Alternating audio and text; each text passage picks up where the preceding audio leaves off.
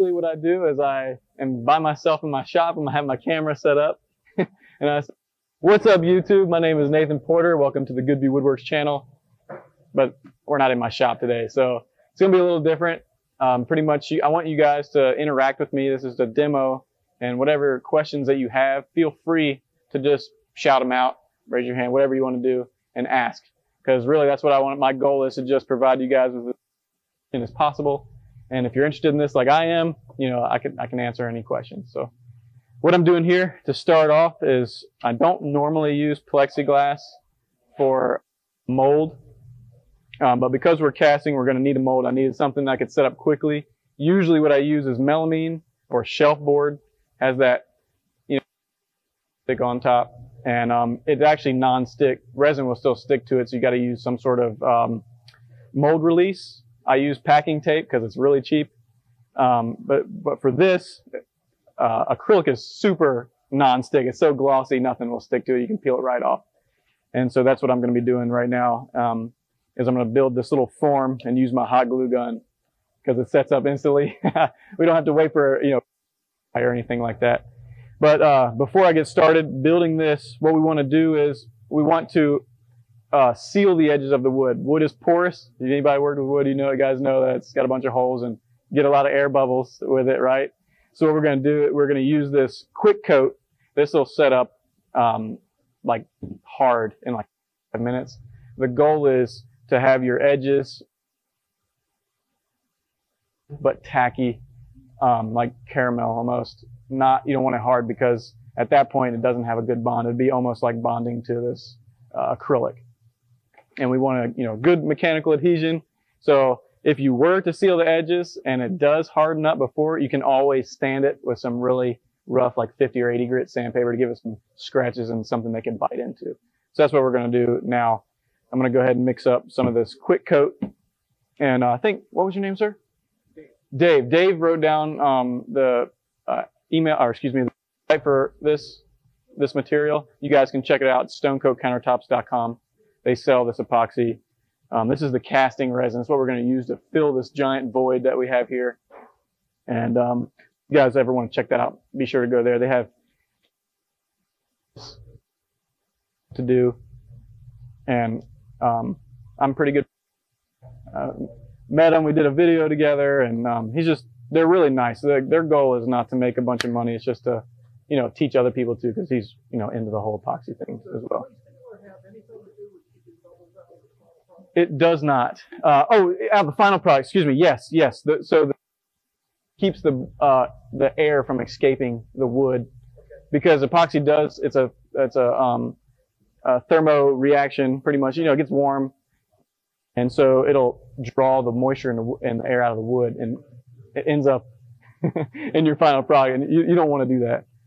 So when you guys are mixing this stuff, I always I pour the hardener in first before I pour. So I go part B, then part A. It's thinner, so it will sit on the top if you pour it second. And so I like to pour it first. It's just better with mixing. And this is a 1-to-1 ratio. Spot on. You don't need a scale or anything to measure like that. Where's my little? There it is. A lot of people you'll see use little scales and things to measure. It's really not that serious. If I were to mix a batch unevenly, I would err on the side of putting less hardener and more of the epoxy in. Just too much hardener will cause it overheat, crack, do a lot of things like that. It'll get so hot. I'm surprised you said you only had bubbles. I've had, as a matter of fact, I just poured this big slab, that 8 gallons or whatever. I used 8 gallons of this stuff. And I used the correct amount, but it was hot inside. It's hot outside, and it got too hot. Got a crack in the river. And it is fixable, but just you want to look nice. I was kind of irritated, you know.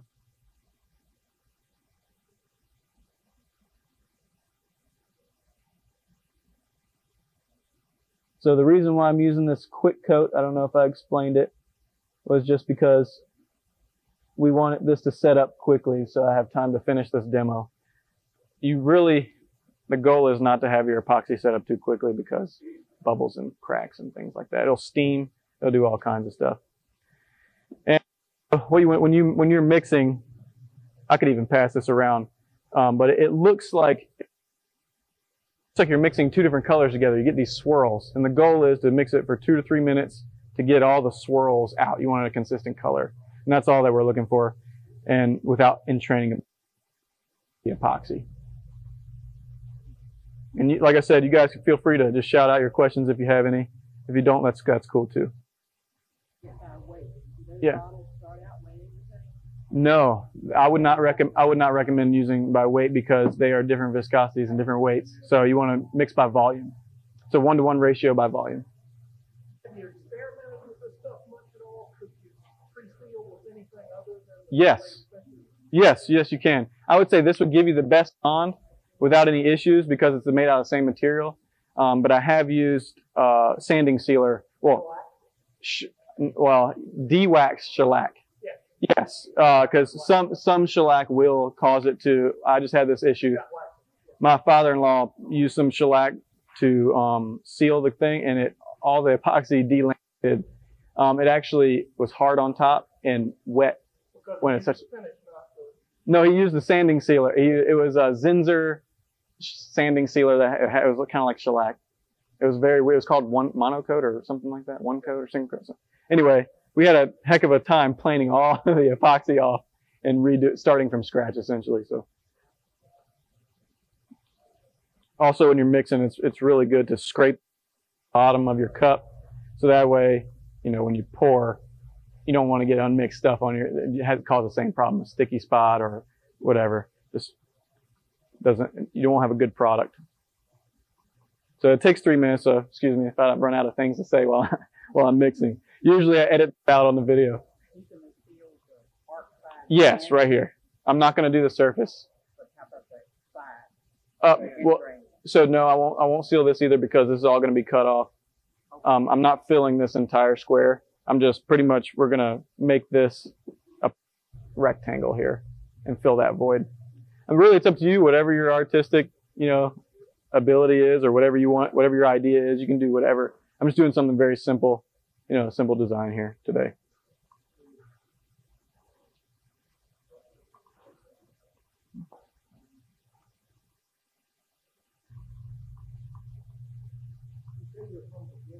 Yeah. I live in Saluda. Yeah. Do I go fishing much? I wish. I wish, man. I don't have a whole lot of time to go fishing, but I used to go fishing all the time. I grew up in Williamsburg. And then, right, that's right. We actually live in Shackleford, but nobody knows where Shackleford is. Oh, okay, yeah. Yeah. The Nick's, yeah. I mean, it's okay. It's pretty good. It's all right. There's actually, honey, what's it? Oh, across the street. Yeah. Honey, what's the oyster bar that's out there? Lucky Oyster or something like that. Anyway, they're pretty good if you guys head out that way. All right, you guys want to pass it around? You can kind of see what it's like, what it looks like. You want to make it look like running water? What do you do? Well, that's a good idea too. So you would choose some sort of metallic powder. I would recommend like something like silver or something slightly blue, and you only want to use. It'll give you that look. The pearl will follow whatever you do with your stir stick. No, this whole baggie will actually. I think this is only 5 or 10 grams, and like I'm only going to use a pinch, and you won't even be able to see through this. Yeah. So I think this right here. This whole thing only used 3 grams of epoxy. And how many grams is that? This is 10. Oh wow. Okay. Yeah. I don't. I just eyeball it. Yeah. What's your working time on that? Oh, so the quick coat is here. It says right here on the bottle, 4 to 6 minutes. But it takes like 45 minutes to set up. So, yeah, it'll get real warm in there, and because I want to do this quick, it's actually good that I'm letting it sit in the pot a little bit because it'll heat up, and we'll be able to get to moving on this thing. Yeah.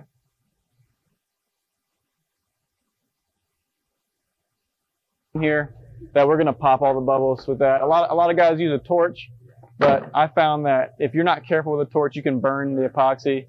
The heat gun doesn't get hot enough to burn it.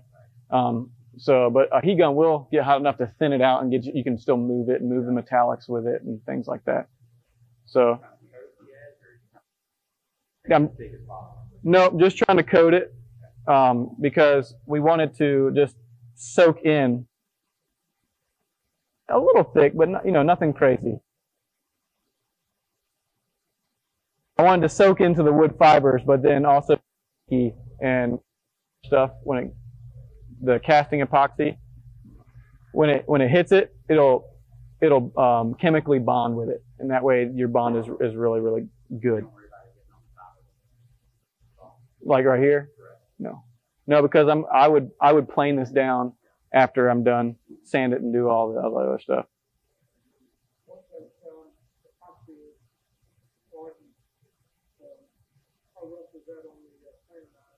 Oh, it's not hard on it. It's just like wood, pretty much. It's the same. It doesn't ding up your blades or anything like that.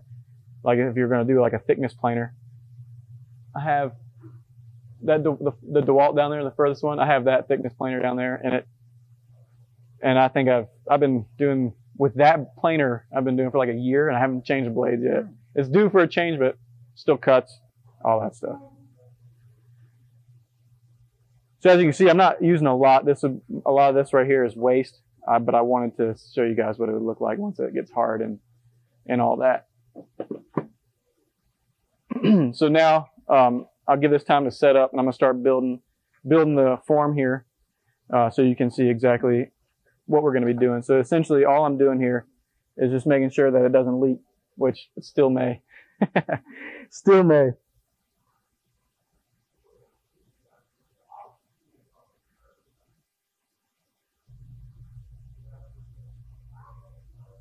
When you're doing it for like a bigger slab, when you're doing it for small meat, screw it in. Yes.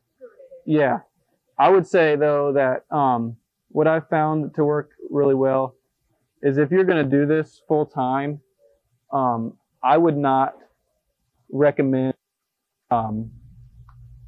screwing your like the sides down.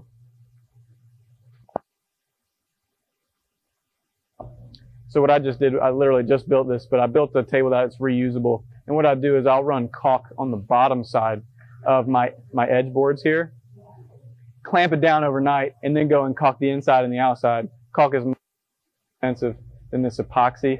And then also if you're buying the wood over and over and over and over again, it gets, that gets expensive as well.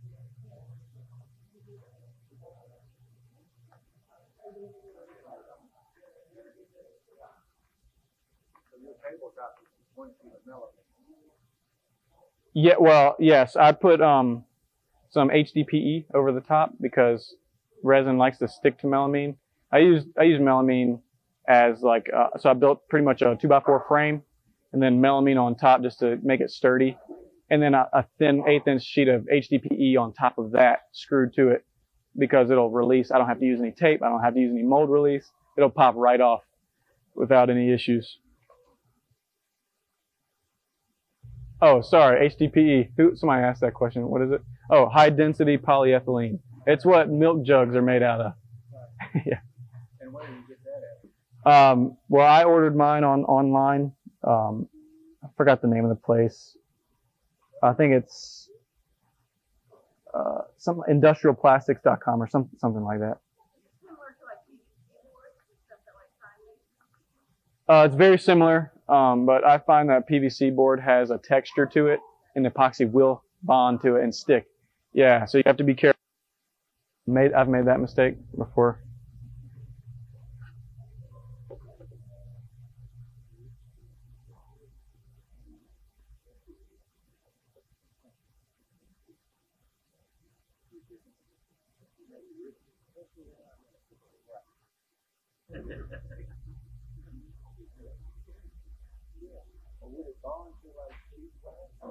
Sheet metal? That I don't know. I mean, I've had, yeah, I would say yes. The other day, I left my caulk gun laying on the outside of the form because there's a space. I left it laying there, and I had a small leak. That epoxy did not come off of the, the handle that it didn't come off. It won't come off. It's on there for good. So I would say that sheet metal is very similar. It probably wouldn't come off. Yes. Yeah, this one I'm making right here, I could totally. And that's what my goal is when I am building a form. I try to reuse as much as possible because it really does get old buying the same thing over and over and over again. Yeah. So I'm less worried about saving the sides, whereas the bottom and the big sheet material like that, it's a lot easier just to save it and store it and, use it over and over.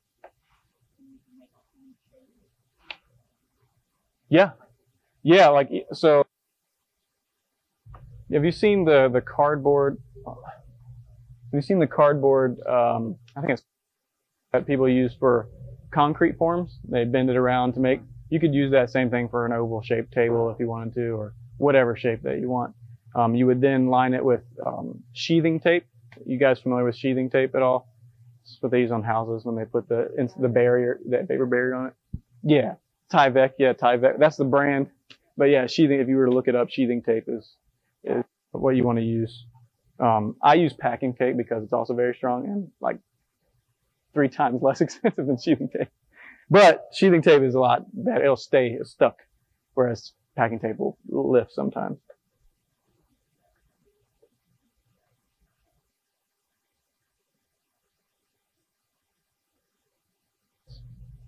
Makes it a lot easier than if I'm just sitting here quietly building the farm, So I was speaking about that. So first, I think Facebook probably was the first place I saw it, or Instagram, I don't know, somewhere. And then I was talking to him at the coffee table, and he was like, "Yeah, that'd be cool. I'll let you make me a coffee table." But so that's right. So they, I think they went on a trip. A piece of pecan back. I don't know, 9 feet long, but it was very narrow. It was probably like this big, and it was bent 70 degrees right in the middle of the slab. And so that piece, and I had a bunch of weight sitting on it, and I actually got it relatively flat. And then I used that piece, and so they bought it for me for my birthday, and I gave it back to them as a gift. But really, it was just so I could try to make this stuff. And that was that was probably like a year and a half ago. And since then, I've been making a lot of these things. It's about a year and a half ago. Say what?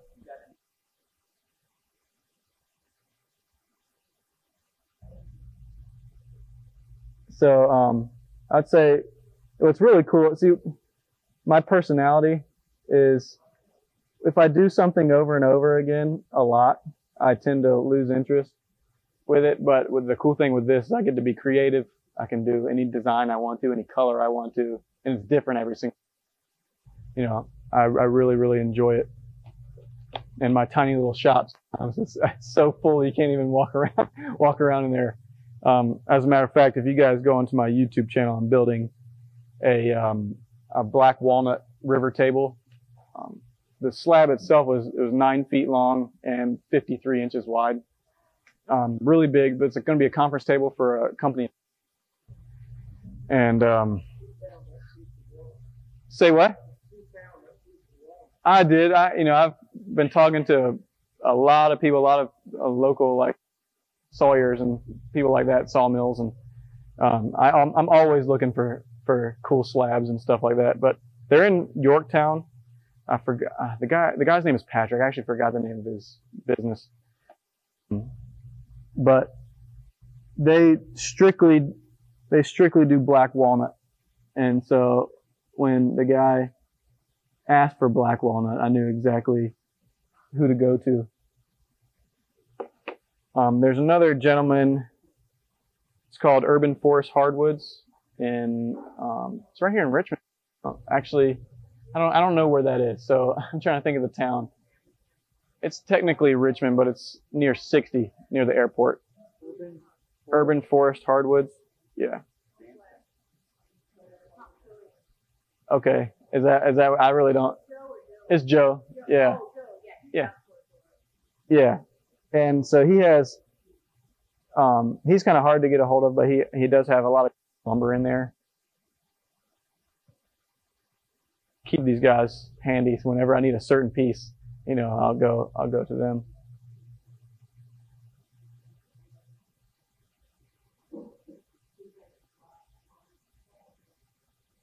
Getting close. Sorry guys, this is the boring part. We just don't want it to leak, you know, all over this nice workbench. You see, my workbench isn't even flat anymore. So much stuff all over, so much epoxy and stuff.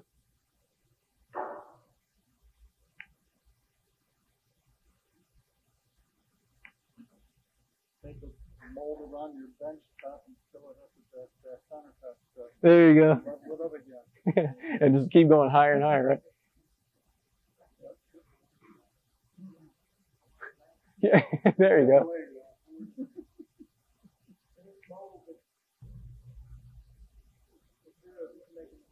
Yeah.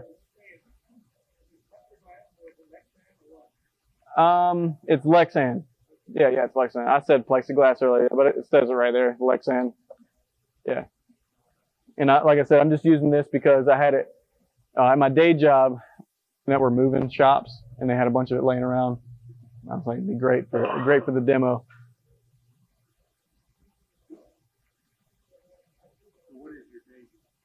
So I work for a railroad contractor, and I build.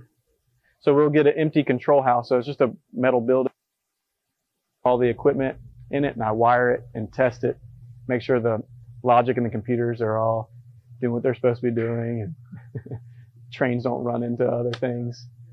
Yeah.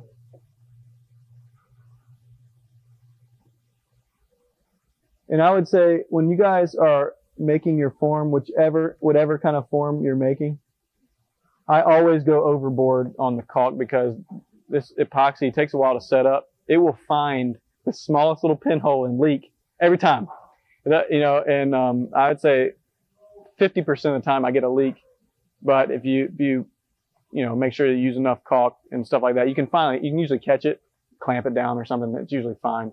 But I always go overboard with caulk and things like that.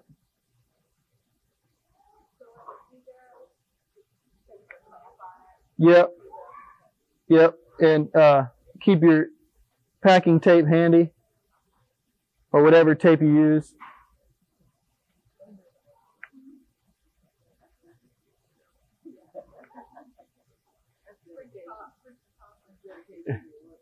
Yeah. This stuff, I mean, it's really fun to work with. It really is. I mean, and I can tell you all the tips and tricks and all that, but really until you guys start working with it, you know, you really aren't going to know exactly how things are going to react.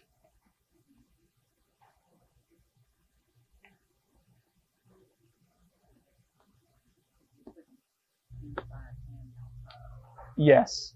Yeah, because when I run this through the thickness planer, the thickness of this beaded glue here, it's going to get taken down. So you won't even see it. Yep. Yeah, the ends will be trimmed. Yeah. Exactly. And this piece is just for you guys to see kind of like what it's all about.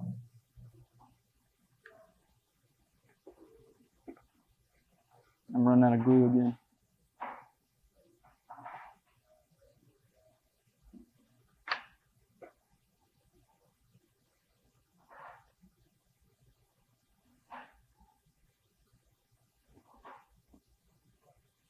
So your super gas and hydrogen is clear. Yeah, all of the epoxy is clear. Sorry, do you really want to? Yes, yeah, they don't come in colors. You have to add the color to them. Yeah.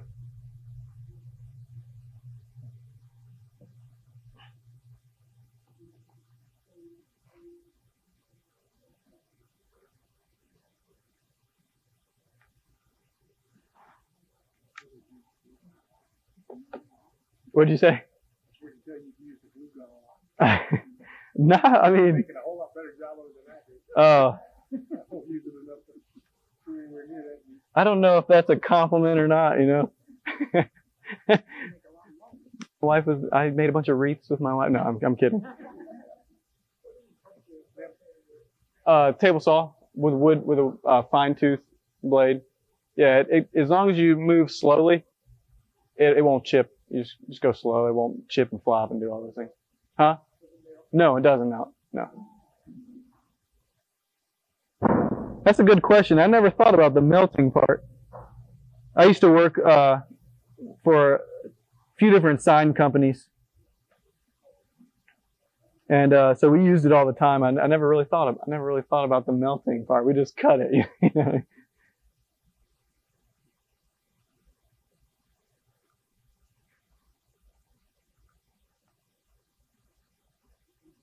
We're gonna say a quick prayer or two to make sure this thing doesn't leak.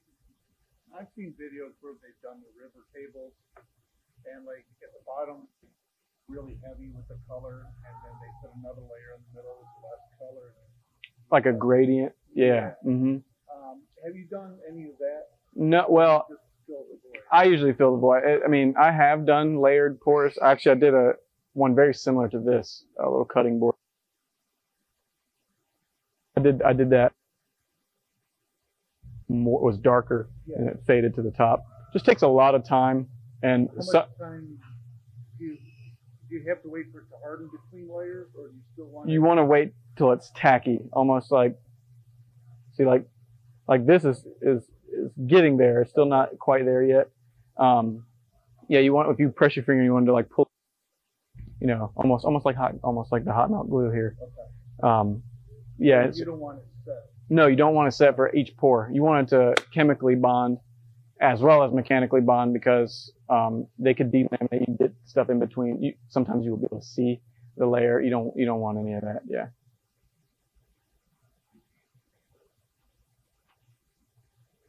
How are we doing on time? How long is?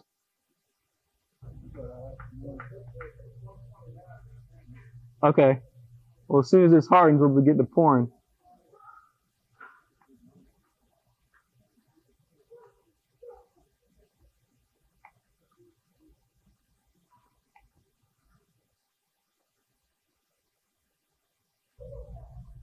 If you guys were to try this, what kind of projects would you think you would do for, like, first?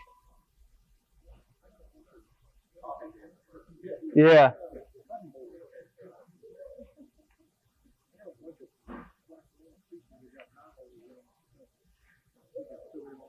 Yeah. Yeah. Yeah, I would say yes, it is okay. I wouldn't recommend a cutting board because people get really weird about epoxy is pretty inert. I mean, this has there's no thinners or anything like this. It's eco-friendly, all that stuff. People get really weird about ingesting epoxy or plastic, right? And there have been plastic cutting boards for years, but really, you know, I would not recommend a cutting board. But you could slice on it as long as you're not like grating it, huh? Yeah. What'd you say? They'll buy a Martha Stewart There you go. and pay 3 times as much. Yeah. But you're worse off cutting it on the walnut than they are on the Yeah, there's a lot of woods that you can't, necessarily use for a cutting board. But yeah.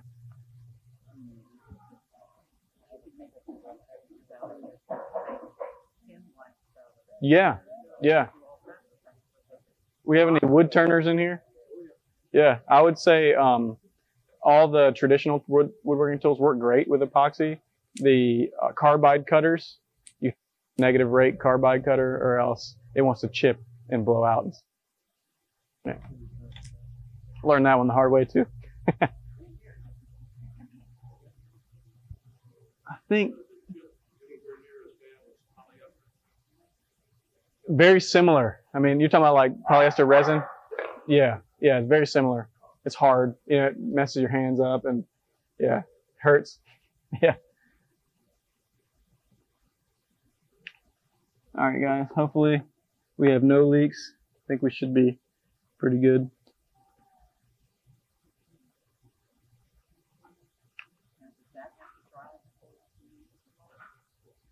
This right here? Oh yeah, it's getting close. So really, most of the tools that I use when I'm doing this are very simple. This is a shower squeegee.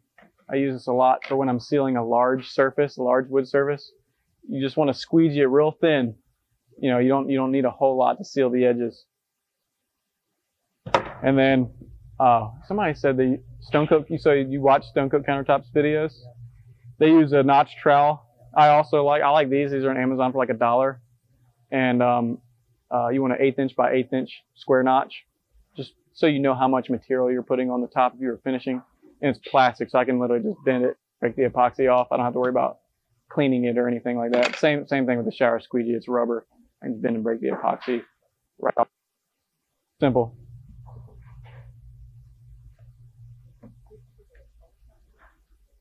Does it stick to silicone? No. No, it doesn't. It's just, yeah, it won't stick to the silicone mats. You can pull it right off those.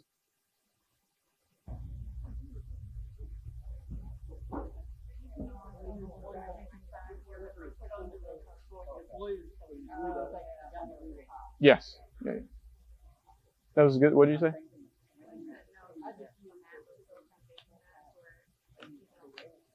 Yeah.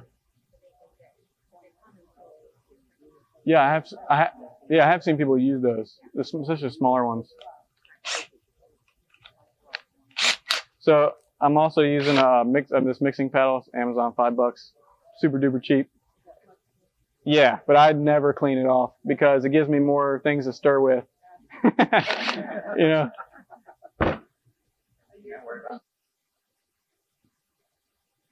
$5, I just pitch it and get another one if I needed to. All right, so now to the fun part. We're gonna start mixing some epoxy. What I do to measure. Usually, I will. The widest part of you want to have more epoxy, not less. So I measure the widest part of the void, length, width, get your measurement in cubic inches, and I go to Google, and I get my cubic inches to ounces or gallons, whichever. From my calculations, it's going to take about 40 ounces to fill this void, and so it'll be about almost 2 of these cups. So this is casting epoxy here. Sets up much slower. If you notice, the bottles are 2 different sizes. This is part A, part B. The hardener is half of this. So you want to use 2 parts this, 1 part this. That's how you mix this particular here. See how these are the same size? I always go with hardener first. It's thinner. So when I pour the thicker stuff, it just helps it mix and yeah, instead of having the hardener sit on top, you put the drill in and it wants to fly out of the cup. Yeah. As a matter of fact, I think I did a video recently where I pulled the trigger and just went right onto the work surface, and then now I have unmixed epoxy right on my work surface. Mix on your work surface and hardener second. So.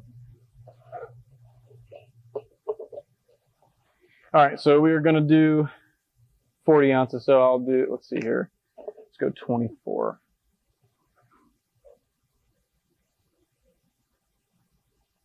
Actually, I think I'll start with 18 ounces first. So I'll do 6 ounces of hardener, then 12 ounces. And we'll see how that gets me because it's not quite, it's much shorter over here than it is on this side.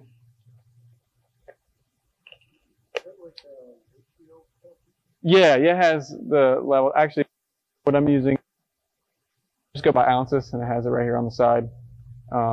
This company, Total Boat, they sent me some of their product to try out, and they sent me a bunch of mixing cups, and I was like, thanks, guys. I don't have to buy mixing cups.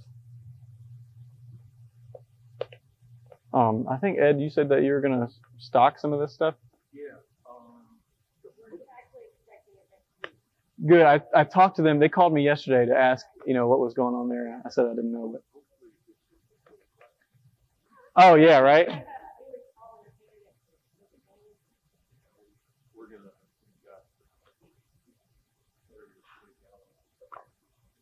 Oh, okay, sweet. Yeah, that's good. The casting or is it the casting? The casting. I think it's yeah. Well, so I think what you ordered is going to be the regular casting for the classes.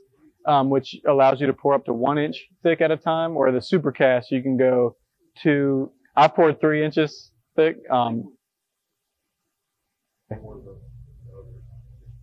Okay. Yeah, it's still good. It works exactly the same way.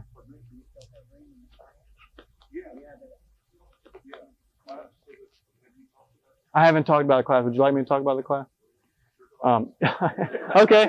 Well, I'm going to be teaching it's a 2-day class, but the days are not consecutive. It'll be one Saturday and then a following Saturday, obviously for dry times and things like that. But we're going to be making something very similar to this, more river style, with the vein running up the middle. So that way everybody can get a hands-on, instead of just watching me here, you get kind of hands-on. You can do it all yourself. And we'll go from everything from, we'll build the molds together, we'll seal the edges together, run through the planer, and all the way to finishing. We'll be providing this, but you'll be able to pick out which pieces you want. Yeah.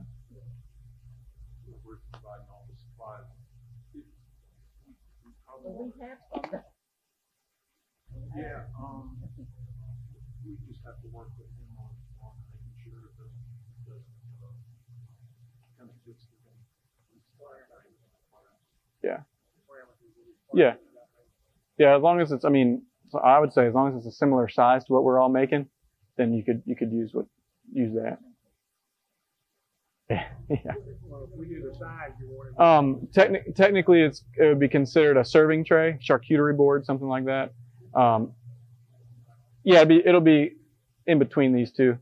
A little bit wider than this, but maybe not quite as long as this. This is, sorry, I didn't show this either. These were 2 scrap pieces of, red oak that I had laying in the shop. And I think, was it? Oh, that's what it was. Yeah.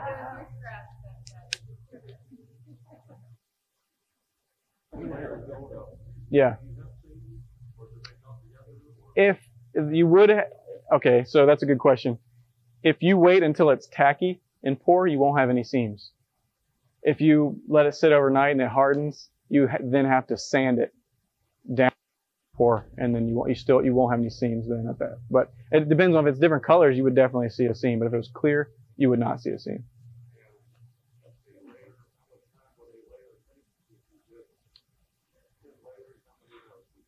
Okay, so yeah, it all depends on the material you use, right? If you're using quick coat, it'll be 45 minutes. It'll set up in 45 minutes.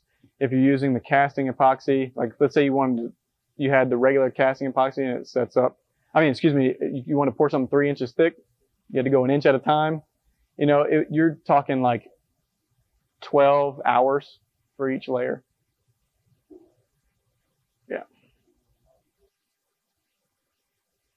So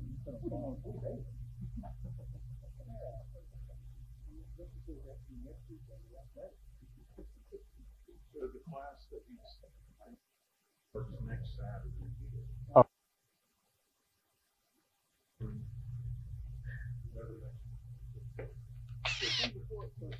And then it'll finish up on the Oh yeah. Always hold on to your cup when you mix. It will spin right out of your hand. And there's no need to go crazy full speed on this. You really don't want a lot of bubbles in it when you're. I also don't want to sit here with a stir stick and mix this for a really long time. I find that if you're careful, the drill mixer works really, really well.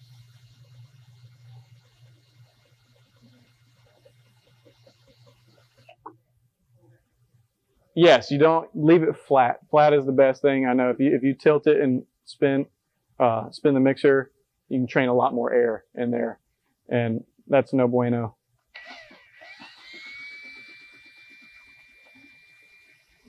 Really, what you're looking for, mix for 2 minutes or so. It's not really about time. You just want to scrape the sides and the bottom, make sure everything is mixed. And you want to make sure it's one solid color. When you begin mixing the epoxy, it'll look like 2 separate colors mixing together. Because you notice the hardener, well, let's take this one for example. This one is a little bit more yellow than this one. and you'll see that when you're mixing into the cup. And the goal is just to make it one solid, clear color. Right, yeah, there's no harmful fumes. It's 0 VOCs. Yeah.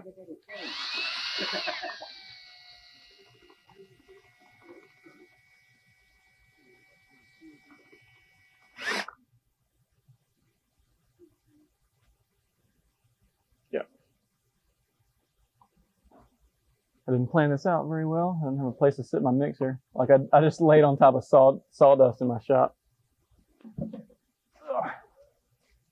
I was just going to use some plastic here that I had.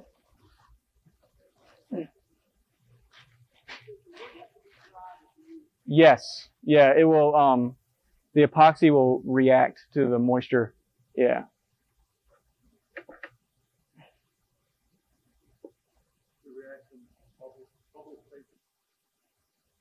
I've seen some really wet wood where it didn't fully adhere to the wood. Yeah.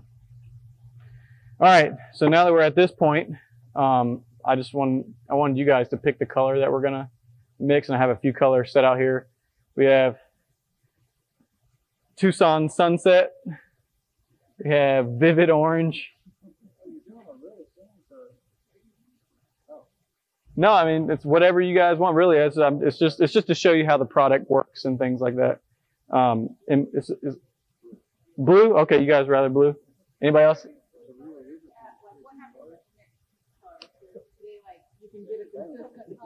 Yeah, okay, so I did this on my channel. As a matter of fact, the post that was made for Woodcraft, it showed me pointing up at like a green table. So that was Rainforest Green Metallic with just a touch of Crater Lake Blue to tone down the brightness of the green. And then I put a copper in there, a little bit of copper as well. And what was cool was when I made the swirls, I came in like an hour or two after I poured. It started to thicken a little bit, and I swirled the epoxy, and the metallic stayed that way when it hardened. And at the crest of all the swirls, the copper showed up in the green. So it was really cool. When the light reflects, you saw green, you saw copper. From a distance, it looks like one color, but when you look really close, you can see all three. No, because it's a metallic powder. So it's not a liquid, so they're not going to fully mix. Yeah. So, okay. So you guys said blue, right? Is that what, okay. Okay. Anybody else? Who else? Blue? All right. Hands for blue. Blue. All right. Any other colors? Or, okay. Got one for orange. Vivid orange. All right. Okay. One more choice. We got Caribbean blue, cobalt blue, and this is blue green, actually. Cobalt, got it.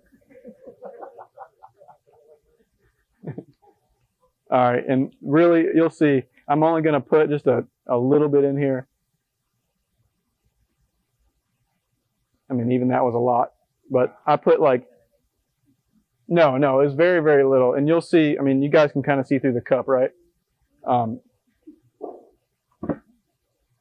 You'll see how blue it gets here in just a second.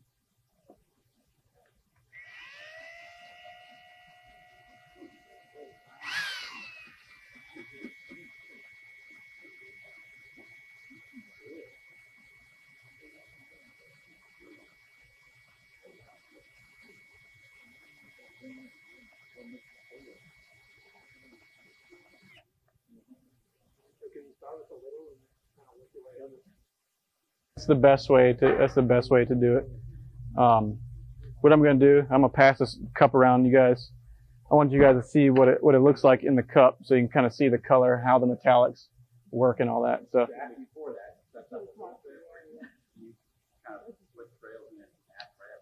No. So what we're going to do is when we pour, we'll take our heat gun, because I'm pouring 2 layers here, because I don't think that's enough to fill this void.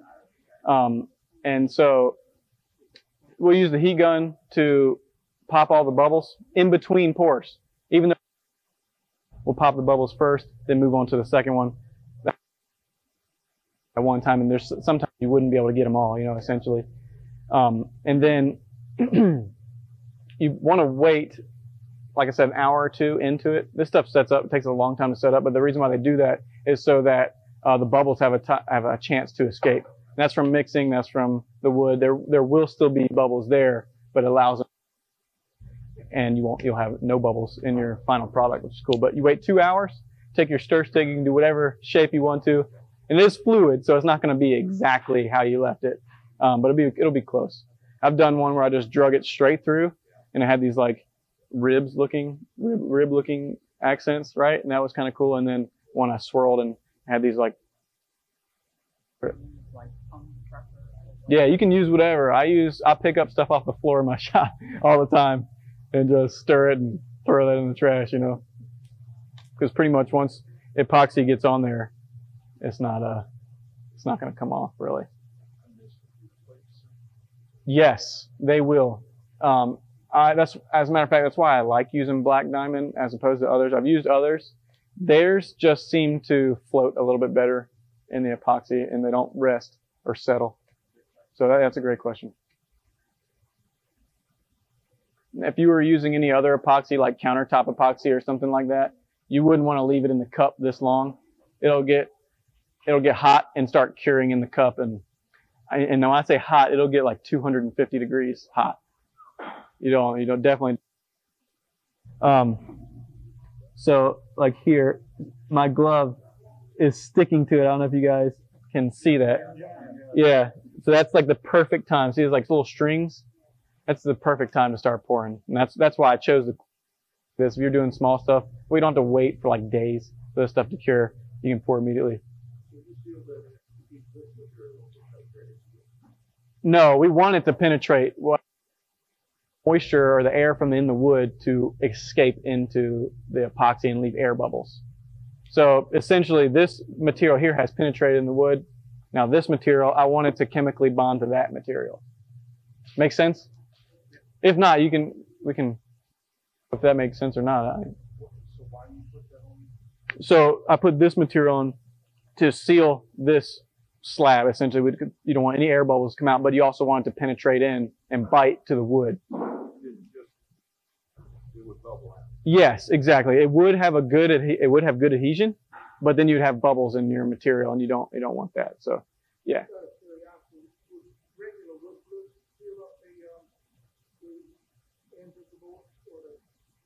Regular wood glue, it may. I mean, I'm sure it would seal it. Yeah. Yeah, I would say at that point, it probably would seal it. I have never tried using wood glue. I would assume it would. If you sanded it, yes. Yeah. But at that point, once you start sanding to get your mechanical adhesion, you risk burning glue, and then you void again where air could then possibly come out, you see. Yeah.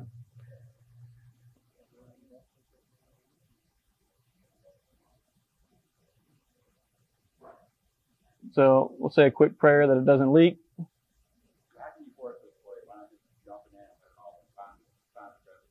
I pour it slow, so I'm not getting a bunch of air bubbles in it, stuff like that. Let me know, guys, if you see anything leaking, okay? Yeah, okay. Yes.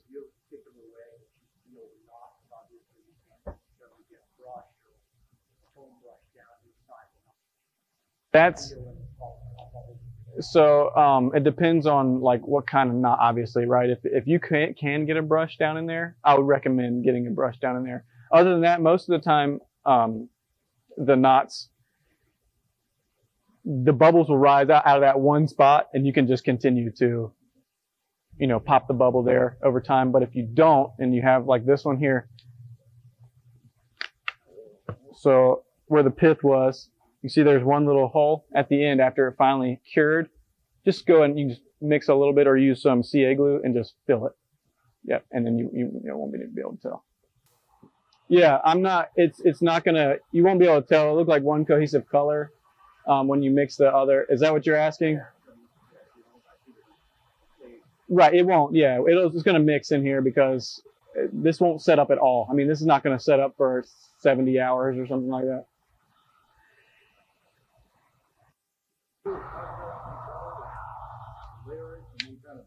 I'm sorry, what? Of course, yeah. Yeah, you can. What I would do is probably let it set up a little bit so that they stay two separate colors unless you wanted one color. I've seen a guy do a rainbow before, and what he did was he had sheathing tape in between each. He's like blocked off each section of the river, like a piano almost. And he filled each individual one up, and he waited for like an hour and then pulled the tape back, and they went together, and it slightly mixed on the colors, and it looked like a rainbow. It's pretty cool. So really, there's not a whole lot of bubbles in this right now. It's just little micro bubbles, and that's all we're trying to do is just pop them, because obviously it's translucent. You would be able to see the bubbles in there, unless that's the look you're going for. Like somebody said, water earlier. You might want bubbles in it to make it look like water. All depends on what you're looking for.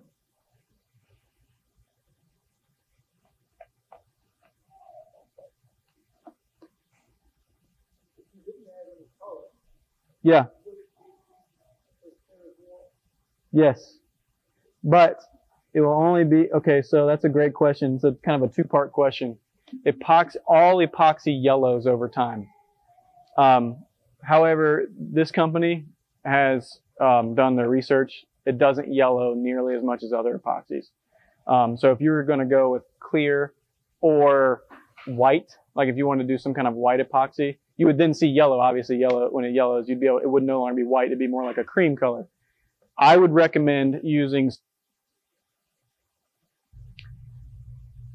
I have a quote for some white tables, and I was going to take it to an automotive shop and have them put on top of it, because they have really high UV resistance and stuff like that in automotive clear. Is it the UV that makes it yellow? Yes. Yep, UV is what makes it yellow. Exactly.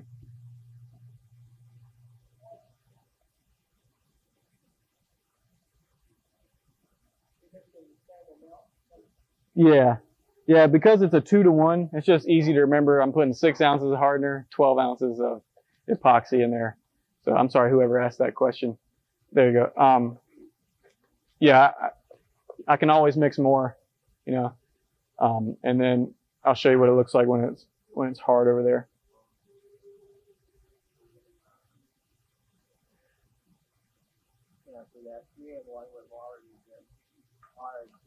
Yeah. Well, even their countertop material that is a 1-to-1 ratio. So not this. This is quick coat. This is designed to set up fast. Their countertop material comes in 2 half-gallon sizes, and it has 45 minutes of working time after it's mixed. Once you get it out, if you leave it in here, obviously it's not going to have that.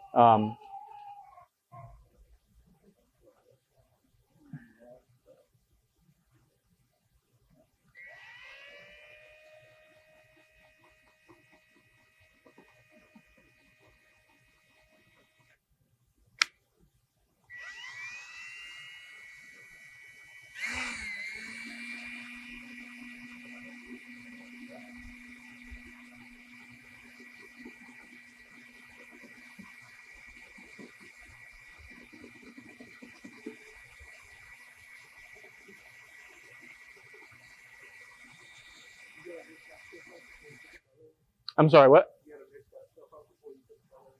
You don't have to, but I do, so I know that it's fully mixed. Because you want it like one solid color, and it's hard to tell if you have color in there. I mean, you can. You can do it like that too, because I've made the mistake of forgetting. As long as you just mix for like 3 minutes, stirring the whole time, scraping the sides, you're good, really.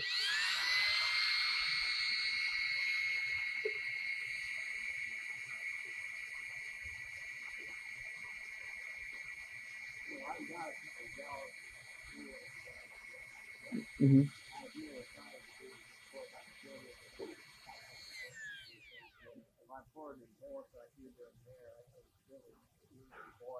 Yes. Well, most epoxies, they will give you that spec. It'll tell you how thick you can pour. Single pour. Most of them. They don't always.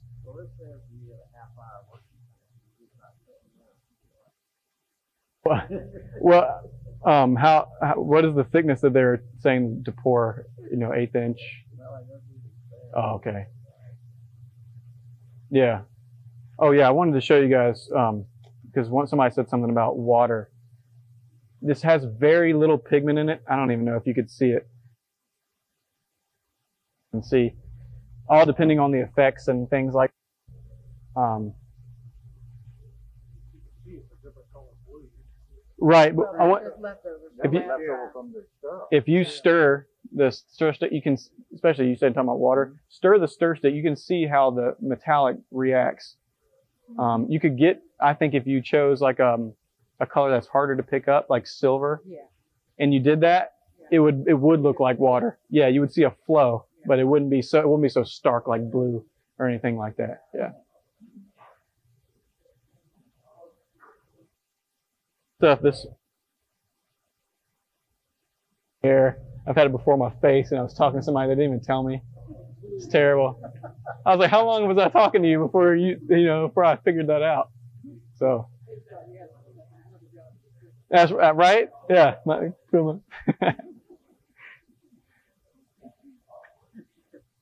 Did you get some on you? I'm sorry, I don't have any napkins. As long as you don't put on your clothes. I have a lot of throwaway shirts.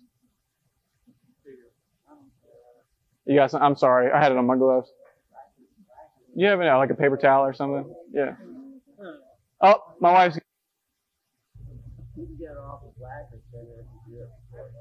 Yeah, actually, And I know that because I got it all. I ruined 3 shirts. well, yeah, I will say, alcohol works the best. Yeah. Yeah, while it's still wet, isopropyl alcohol works out of your clothes no matter what. But yeah. But this, that won't really cause any skin irritation unless you're like super sensitive to it. So just so you guys know, it's not. Yeah, you see what happened? No.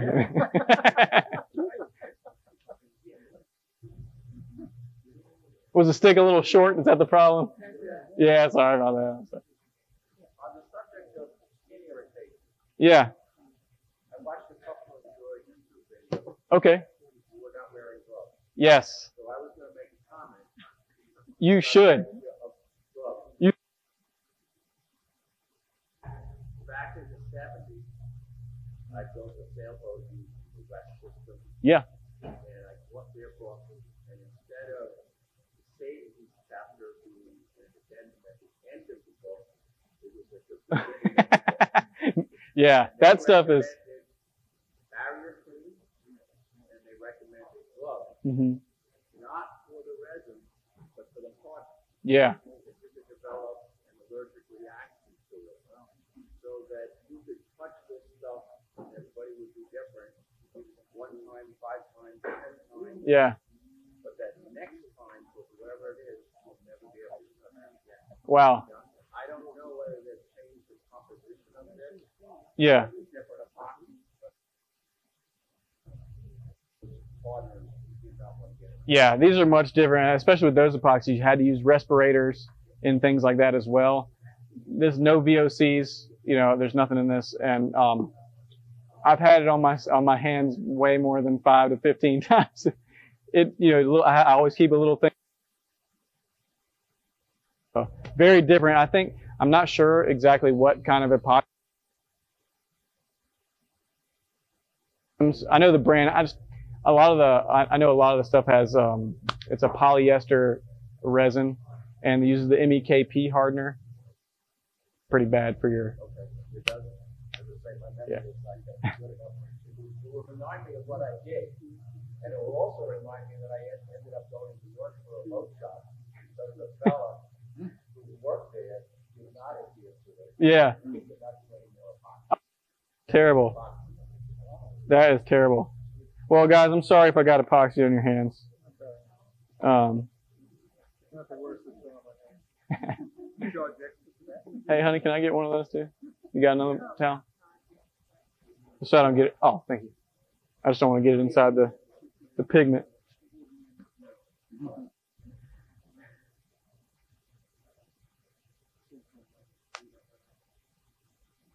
Well, I don't see any leaks so far. You guys see anything leaking?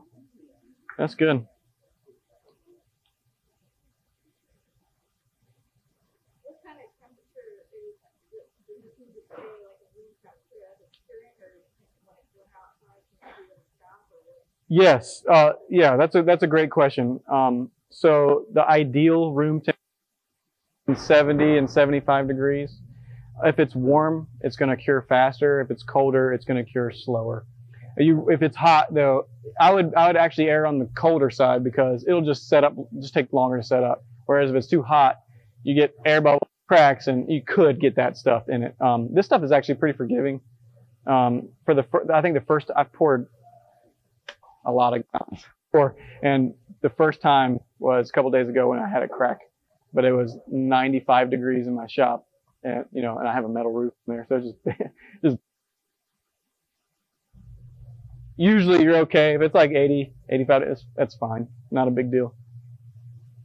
Obviously, the thicker you pour, the more heat it's going to generate. And so one fix would be to have a fan in the shop, just blow across it to dissipate that heat.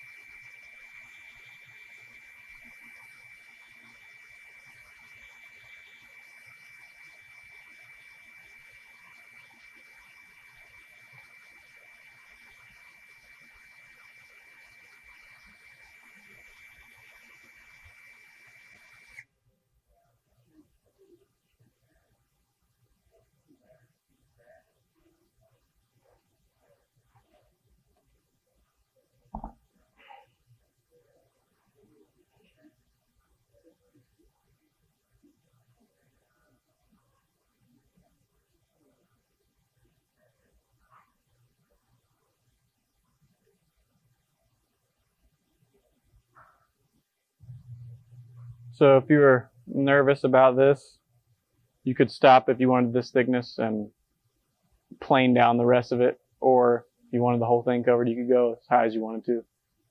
I think for this one, we'll stop here for this demonstration.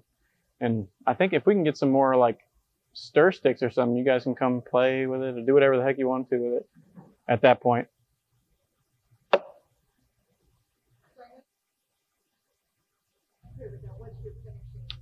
That's a great question. It depends on what it is. I like to use the Stone Coat Countertops tabletop or Countertop Epoxy because it has the heat resistance, scratch resistance. It has UV inhibitors in it too, so resist yellowing. Still yellows, but it resists yellowing. On top of. So after it cures, I use it for a finish to keep things will scratch. I mean, it's plastic. It goes to an eighth inch. Yeah. It's this brand. It's just called Countertop Epoxy. So Stone Coat Countertops. Yeah, after it's cured. So it's not super cast. Right. So this is Stone Coat Countertop Supercast. It'll say Countertop Epoxy. Stone Coat Countertop. Stone Coat Countertop. It'll say Stone Coat Countertops Epoxy. So yeah. And you have to put that on all sides of everything because you want to completely seal in that wood. Right. Yeah. So yeah. Right. So exactly. It'll keep it from moving. It will not move. Yeah. It'll be all sealed. And usually what I'll do is I'll do the bottom first and get that sand down, and I'll do an 1/8 inch round over because you want it to flow over. Because I don't know if you've ever used anything like that, any kind of finish that if it were to roll over and you have a sharp edge, it's just going to make a seam where there won't be any epoxy. It won't stick to that. And so that's a whole nother, finishing is a whole nother thing. Yes.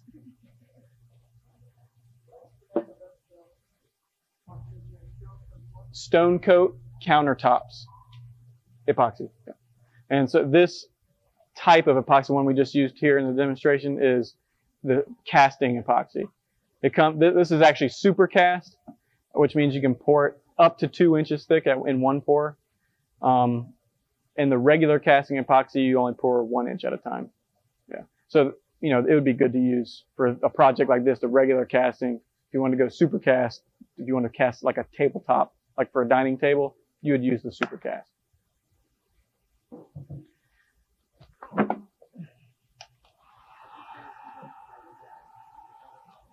Yes.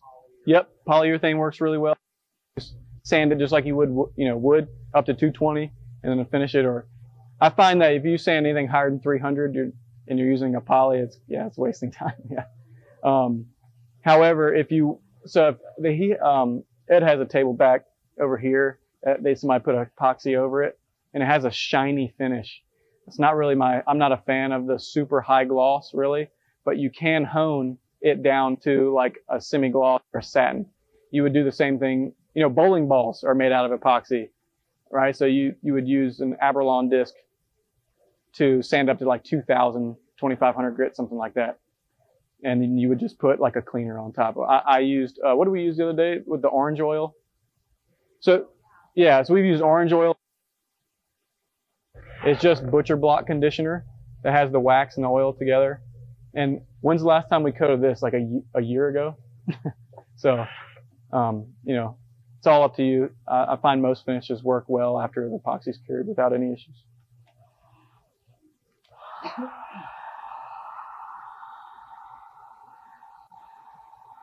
I just like to use the countertop stuff because it's just hardier. I can always huge scratch in it. Can always just sand it down and rehone it to whatever finish or put more epoxy on top, whatever it is. When the epoxy cures, does it want to move at all, like roll up or anything like that? Only the super cast or the casting epoxy. When you pour a big void, when it cures, it wants to do this what's called suck back, and it shrinks. But the shrinkage is very minimal. Sometimes you'll notice a rounded edge or something like that. I usually cast it oversized and trim to the final dimension. Yeah. Yep. Sure. Yeah. Yeah.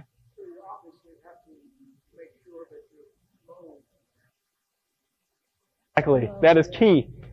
That is key. Yep. I've had it, I was like, I forgot to do that. And I came out and, it's like this. One side has resin covering the inch. But it takes a while for it to move too, so you're not going to notice it right offhand. So yeah, that's the best tip when you first start is make sure your workbench is level. Yeah, or whatever you're using, whatever your substrate is level. Mm-hmm. Great question. So Ed brought some popsicle sticks. You guys want to stir the epoxy around and play with the pigments or whatever, you totally can. Oh, yeah. So my YouTube channel is GoodView Woodworks. 2 words, 1 word, Woodworks, 1 word. I go over all this stuff over all this stuff in different steps.